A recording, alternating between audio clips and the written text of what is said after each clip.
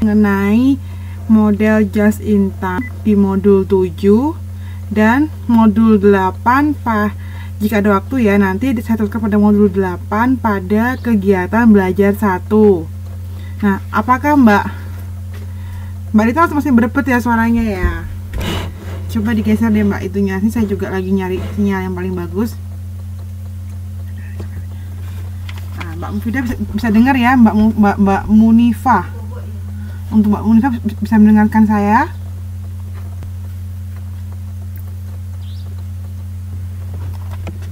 Oke, saya lanjutkan ya teman-teman.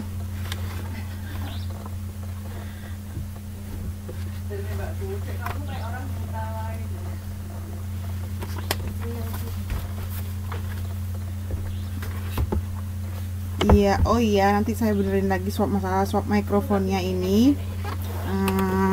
Sini saya akan lebih dekat lagi pada mikrofonnya biar lebih terdengar oleh kalian semuanya ya. Sebentar. Sekarang udah oke. Oke deh Mbak. Sekarang kita mulai ya. Untuk yang modul 7-nya, teman-teman bisa lihat pada halaman 7.3 ya. Kita mulai dari kegiatan belajar 1. Di sini untuk modul 7 seperti biasa kita punya 4 kegiatan belajar. Nah, yang pertama tentang filosofi just in time, yang kedua pemasok dan persediaan, yang ketiga adalah layout dan penjadwalan, sedangkan yang keempat adalah lingkungan bisnis dan pemberdayaan karyawan. Kita mulai dari yang pertama ya.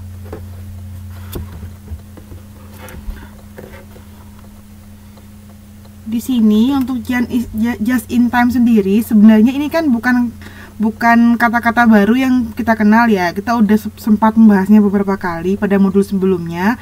Cuma pada modul 7 ini akan lebih difokuskan untuk pembahasan just in time secara total, karena ini merupakan pembahasan yang penting dalam manajemen operasi, dikarenakan model dari just in time sendiri ini adalah model yang khusus, dimana akan sedikit berbeda dengan model-model yang lainnya. Nah, untuk filosofinya sendiri, just in time ini intinya cuma sederhana saja, yaitu dimana persediaan sama dengan atau mendekati nol.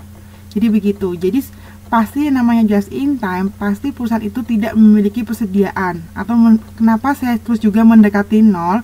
Mungkin saja karena begini. Karena mungkin saja ada perusahaan yang persediaannya itu nol, tapi ternyata dia bukan just in time, melainkan karena memang persediaan dia itu sudah habis. Jadi yang namanya just in time sendiri ini memang dia tidak akan pernah menumpuk yang namanya persediaan. Jadi seperti itu untuk pengertian just in time secara generalnya. Terus dia juga memiliki sebuah prinsip di mana yang namanya perusahaan just in time, mereka akan selalu menghilangkan segala macam bentuk aval. Aval sendiri pernah dibahas ya pada modul sebelumnya, yaitu kalau dulu saya bilangnya barang aval itu adalah sebuah barang yang tidak bisa digunakan lagi. Nah, tapi pada konsep just in time ini, aval itu bukan saja sebuah barang, melainkan semua hal yang tidak memiliki nilai tambah. Jadi bukan hanya pada barang, tapi bisa berupa pula kegiatan, atau mungkin layoutnya, atau mungkin misalnya waktu yang terbuang sia-sia. Pokoknya segala kegiatan yang ada dalam pos produksi yang tidak memiliki nilai tambah. Dan barangnya pun itu termasuk juga bisa dikatakan sebagai aval juga. Jadi perbedaannya di situ antara aval just in time dan barang-barang aval pada normal waktu kita bahas pada modul-modul sebelumnya. Sehingga di sini yang namanya just in time, mereka itu selalu akan memaksimumkan nilai dan meminimumkan aval, dimana memaksimumkan nilai tambah, dan mereka akan meminimumkan seminimum mungkin hal-hal atau kegiatan-kegiatan yang justru akan merugikan perusahaan atau tidak memberikan nilai tambah apapun. Seperti itu pada filosofi just in time secara generalnya begitu. Dan untuk selanjutnya, Untuk Mbak Mufidas, maaf ya, Mbak Munifah sama Mbak Rita, kalau ada pertanyaan langsung di chat aja ya di sebelah di chat listnya. Nah, selanjutnya ini ada macam-macam dari hafal. Jadi kan just in time itu akan sangat berhubungan dengan hafal sendiri. Jadi kita harus mengetahui apa sih sebenarnya barang hafal itu, macam-macamnya apa aja Mbak selain barang. Nah, di sini tuh ada yang namanya penundaan yang pertama. Yang kedua adalah pemrosesan tidak efisien. Yang ketiga adalah kegiatan atau gerakan yang tidak perlu. Yang keempat adalah transportasi berlebih. Yang kelima, produk yang gagal. Yang keenam, produksi yang berlebihan. Yang ketujuh, persediaan yang berlebihan. Ini semua akan saya bahas satu-satu pada slide selanjutnya ya.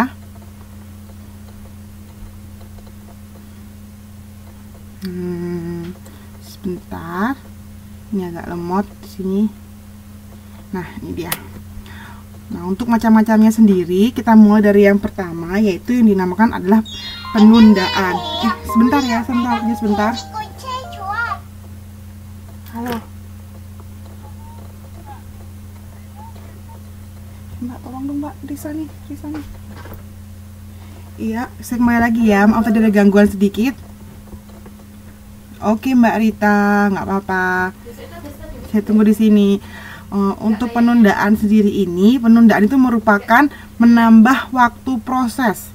Jadi di mana kegiatan yang menambah waktu proses. Jadi kita harusnya selesai sekarang, kita tunda sampai besok. Jadi kan waktu prosesnya bertambah tuh. Otomatis dia akan menambah yang namanya biaya produksi tanpa memberikan nilai tambah sendiri. Jadi penambahan ini dia hanya akan berakibat pada biayanya yang semakin besar, tapi tidak ada nilai tambahnya karena dia hanya menunda dan tidak menambah sesuatu di situ. Oleh karena itu dia disebut sebagai barang hafal. Di mana hal ini biasanya terjadi karena yang pertama itu ada dua sebabnya ya. Yang pertama adalah faktor internal, yaitu karena hal-hal yang bersifat teknis seperti kerusakan mesin, keterlambatan bahan, kekurangan kemampuan dari karyawan sendiri. Jadi hal-hal lain yang berkaitan dengan internal pabrik. Sedangkan yang kedua adalah faktor-faktor manajerial. Jadi ini berhubungan dengan lingkup manajerialnya seperti apa, seperti terlambatnya keputusan manajer. Jadi manajernya harusnya memutusin hari ini, tapi dia tunda besok baru memutusinnya. Nah, itu adalah salah satu bentuk dari penundaan. Yang kedua misalnya panjangnya prosedur administrasi. Jadi harus ke manajer keuangan dulu, nanti harus ke manajer kemana lagi, jadi panjang gitu prosesnya. Dan itu juga akan membuat sebuah penundaan. Selain itu juga ada kurangnya motivasi dan gairah kerja karyawan.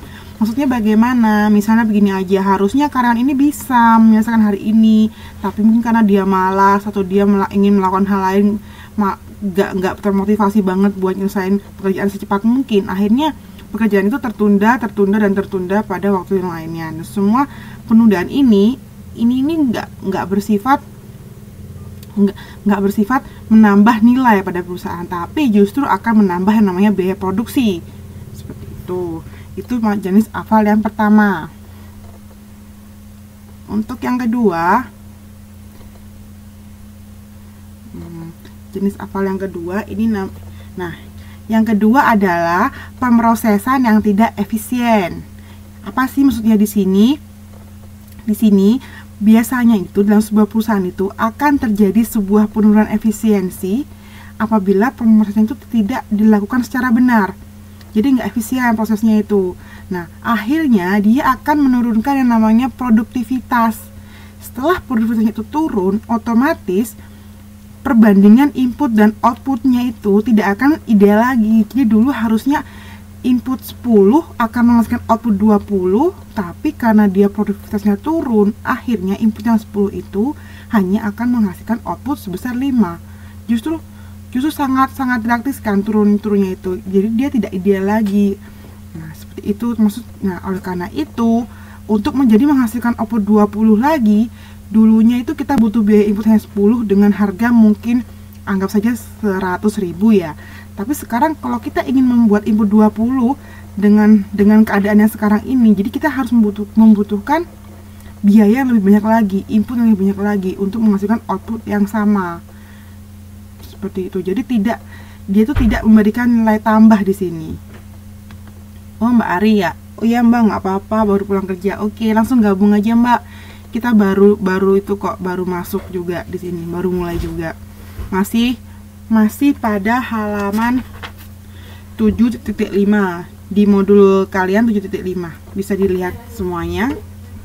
Masih baru masuk. Buat Mbak Arinya, selamat datang. Saya lanjutkan lagi ya di sini. Nah, penurunan efisiensi sendiri itu ada penyebabnya, diantaranya yaitu pekerjaan yang dikerjakan oleh karyawan itu bukan pada bidangnya, atau penggunaan kapasitas di bawah kapasitas normal. Misalnya saja begini ya, harusnya karyawan itu ahlinya di bidang pengepakan, tapi dia dipaksa untuk perakitan, otomatis itu tidak akan berlangsung secara baik. Ini siapa yang hilang ya? Sebentar, saya lihat dulu. Oh, Mbak Munifah hilang ya suaranya. Ini teman-teman hilang kah?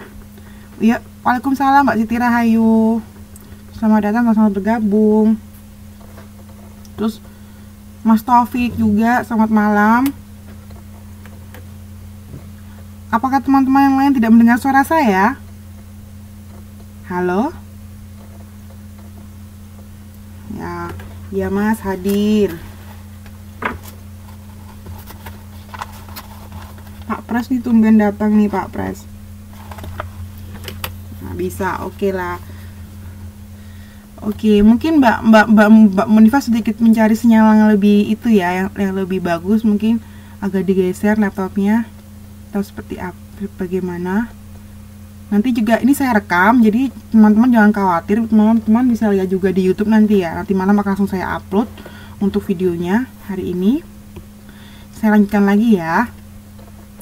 Kembali kepada yang tadi, jadi penurunan efisiensi itu dapat disebabkan oleh beberapa hal. Di antaranya yang tadi saya bilang, yaitu pekerja yang dikerjakan oleh karyawan itu bukan bidang yang dia ahli gitu. Dia nggak ahli dalam bidang itu, tapi dia dipaksa untuk bekerja pada bidangnya.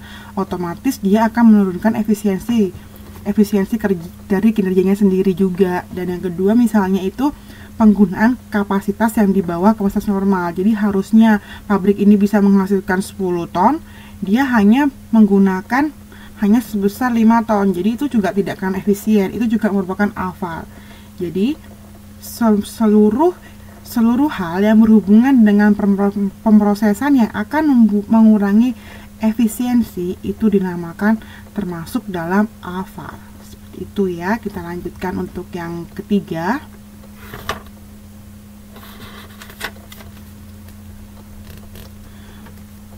Untuk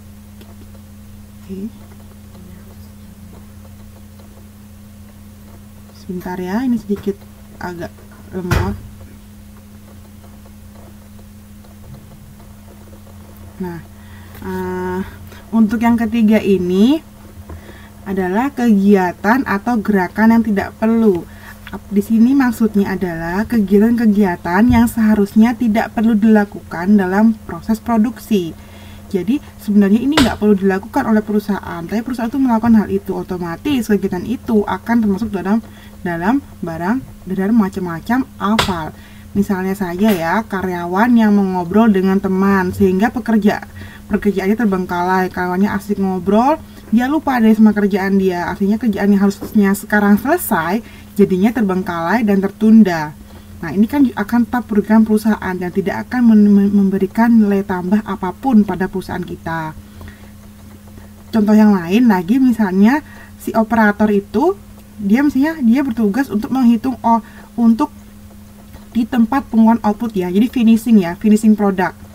Jadi dia di tempat produk yang harusnya sudah jadi, dan mesinnya itu sebenarnya sudah ada yang namanya kontrol numerical kontrol. Jadi nggak perlu dia tuh menghitung, pasti untuk itu sudah otomatis akan menghitung, tapi mungkin karena kebiasaannya mereka akhirnya dia tuh menghitung lagi untuk memastikan, takutnya salah gitu kan. Nah, sebenarnya kegiatan itu mungkin sebagus karena dia teliti ya, tapi di sini dia akan memakan waktu yang lebih lama dan itu akan tetap merugikan perusahaan.